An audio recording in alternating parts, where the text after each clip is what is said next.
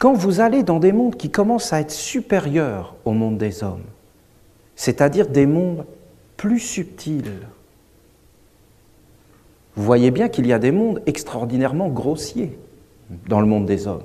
Il y a des êtres qui sont grossiers, qui parlent sans finesse, qui vont blesser les autres, qui vont abuser des autres, sans réfléchir. Et puis, il y a un monde beaucoup plus doux.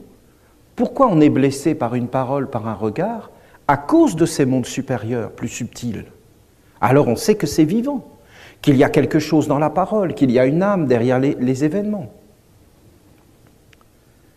Quand on rentre dans ces mondes de plus en plus subtils et de plus en plus hauts, de plus en plus grands, de plus en plus vastes, de plus en plus universels, c'est-à-dire qu'on se rend compte qu'il y a un homme qui est là, mais il y a des mondes autour de lui. Et que plus on va dans la subtilité, de la délicatesse, de l'intelligence, de la douceur, plus on s'aperçoit que ces mondes qui sont autour de lui sont des mondes universels, grands, vastes, très larges. Quand on voit ça, on voit la petitesse de l'homme, on voit sa médiocrité, on voit son insignifiance. L'homme n'est rien. Il n'est rien par lui-même. Par contre, on voit la beauté, la grandeur, la magnificence d'un être comme Jésus, ou alors d'un être comme Moïse, ou alors d'un être comme Peter de Nov.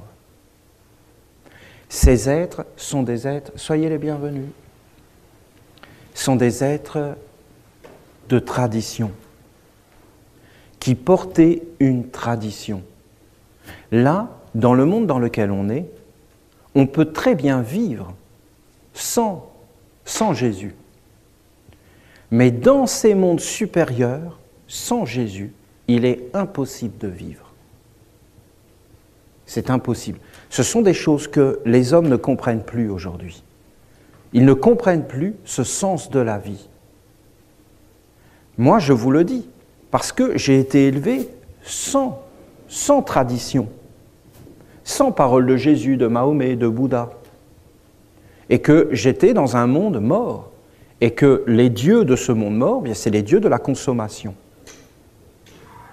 Et par une destinée, j'ai rencontré directement un maître, Peter de Nov. Il n'y a pas de mots.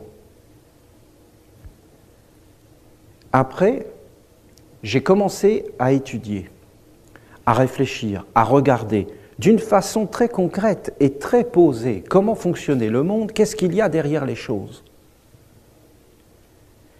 Et, comme je vous l'ai déjà expliqué,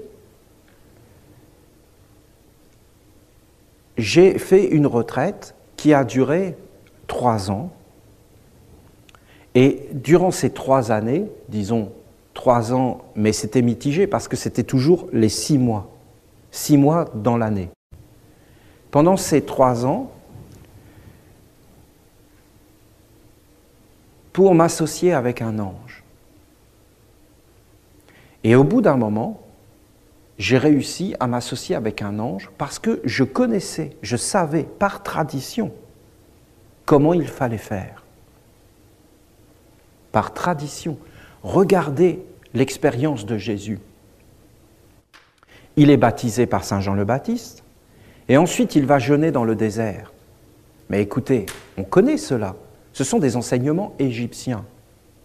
Le désert, c'est l'endroit du dieu Seth pour l'Égypte. Et vous retrouvez dans les anciens textes des pyramides et des hiéroglyphes que quand un homme va commencer à aller vers le monde divin, alors il va dans l'endroit où rien ne pousse, où il n'y a plus rien, et c'est le désert. Et là, il rencontre le dieu Seth. C'est exactement ce que Jésus a fait. Il a rencontré le dieu Seth dans le désert. Jésus n'a rien inventé, c'est une tradition qui est connue et écrite bien avant lui, notamment par les Égyptiens.